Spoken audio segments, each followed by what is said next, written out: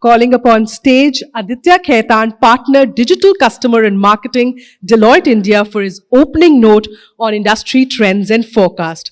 Aditya is a partner with Technology, Media and Telecommunication Consulting Practice of Deloitte. He has 18 years plus of experience in consulting in the telecommunications sector. He has been a part of consulting engagements in developed and emerging markets across more than 20 countries, including wireless and wireline operators for enterprise and retail networks, broadband providers, LTE providers, amongst others. Let's give a round of applause to Aditya Khaitan. Very good morning, everyone. The idea is to present the latest trends in the telecom sector. And what we've done is, we recently came up with a publication. On the predictions for the telecom sector, in fact, the entire TMT domain for 2023.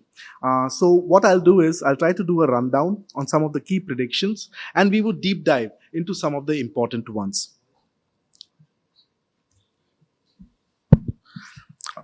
All right. So when we talk about the predictions from a TMT perspective, we are seeing a lot of developments that are happening, specifically on the technology front. Specifically, when we talk about telecoms, we've seen the growth of LEO, low orbit Earth satellites, which are increasing in number globally. And India is also very fast-paced in this development. We are talking about cheaper than $100 phones, which would provide advanced wireless connectivity to subscribers, where the profits would be made based on content, ad, etc. revenues. We are talking about growth of 5G standalone networks, which would further enhance or unlock the use cases on 5G and increase the typical use case horizon that we have. When we talk about semiconductors, we are seeing massive developments as well. Use of AI tools for semiconductors to be able to optimize chip design is in the fray.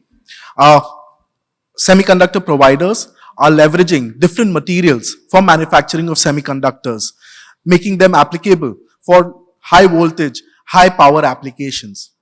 Similarly, we now have radiation hardened chips as well, which can be leveraged for various nuclear and other technology use cases. On the media side, we see now ad-supported video on demand finally growing. The cost-conscious customer, they are now focused, or they are now ready to compromise and download ad-supported videos. We see a lot of streaming providers investing hugely in the gaming opportunity. When we talk about technology, be it the telecom providers, be it the hyperscalers, all the players in the value chain are trying to leverage on the enterprise edge opportunity. From an M&A standpoint, we are seeing that there are large deals globally that are happening on the gaming domain. And when we talk about India, I would take you through what the focus has been. What you see on green over there are some of the key predictions or the key trends that we will deep dive on.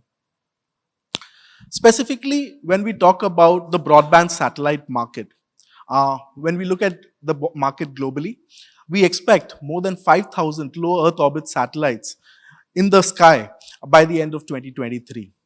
That's a huge number. And when we talk about such numbers, by the end of 2030, we predict that there would be about 7 to 10 networks largely operating in the domain with about 40 to 50,000 low Earth orbit satellites. Now imagine so many number of satellites with all the space debris that is there. Imagine the amount of risk of collision. So as we talk about the growth of low Earth orbit satellites, there's increased focus on space situational awareness and also space traffic management, and which essentially were niche areas are now seeing a lot of commercial applications as well. So that's the view globally. But when we talk about India, from an Indian standpoint, the low Earth orbit or the broadband satellite market is projected to grow to about $1.9 billion by the end of 2030. We would have, based on the players applying for licenses, we would have 6 or more players in the market in the very near future. Right? This would be at a compounded annual growth rate of 36%. But to make this a reality, what is very important is certain steps which are already underway are completed.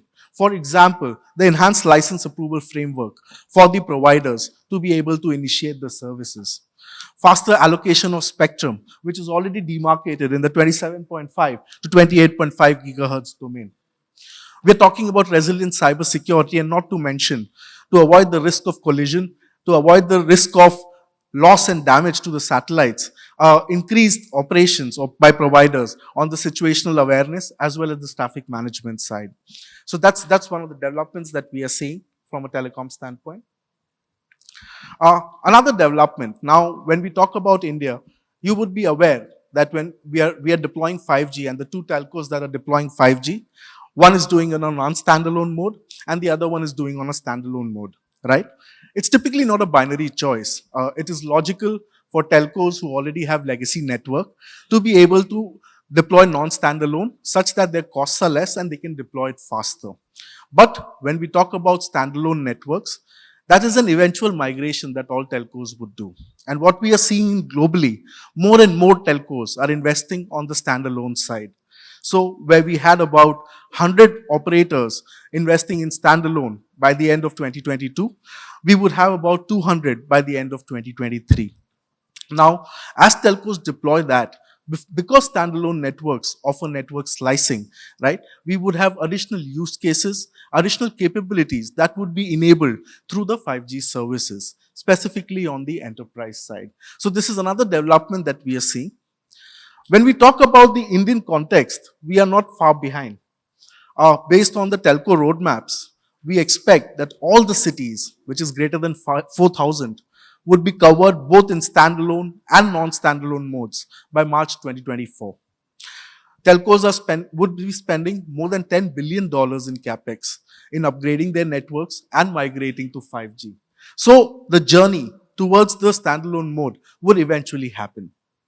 When we talk about a typical scenario or how much time a telco takes to migrate from a non-standalone to a standalone model, typically, globally, it's been about 2 to 4 years. But based on the monetization of 5G, based on the uptake of 5G, the timeline is expanding when we talk about the telcos. So there is a lot of buzz around private networks. And in India, we have all options possible to deploy private networks. We have telco leasing out spectrum, which the enterprises can take. We have CSPs offering the service as well. And we have the choice where the enterprises can go and get spectrum and deploy private networks too. But as they do that, to leverage the entire horizon or unlock total value across the 5G use cases, you would need standalone networks eventually, right? So that essentially from a global perspective, we see a lot of growth in that area. And from an Indian standpoint, we would catch up eventually. So that's another one. Now, coming to semiconductors, AI-enabled technologies or AI tools are actually solving the biggest problems from a semiconductor perspective. How do you fit 10 billion transistors in 1 square inch? So, semiconductor providers are leveraging AI tools, and their spending on AI tools actually has far increased the chip sales themselves. So, in 2023, they are expected to spend about the semiconductor providers or semiconductor manufacturers are expected to spend about $300 million on AI tools alone. That would almost double up to 500 million by 2026. And the entire focus of doing this is to optimize chip design, optimize the performance and power area related metrics such that you can have smaller chips with equal performance. So that is what we are seeing globally.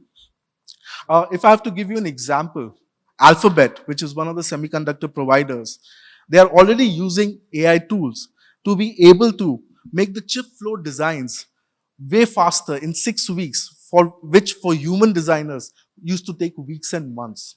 When we talk about NVIDIA, they have already reduced the chip size by 25%, which gives the same performance, all using AI-based tools.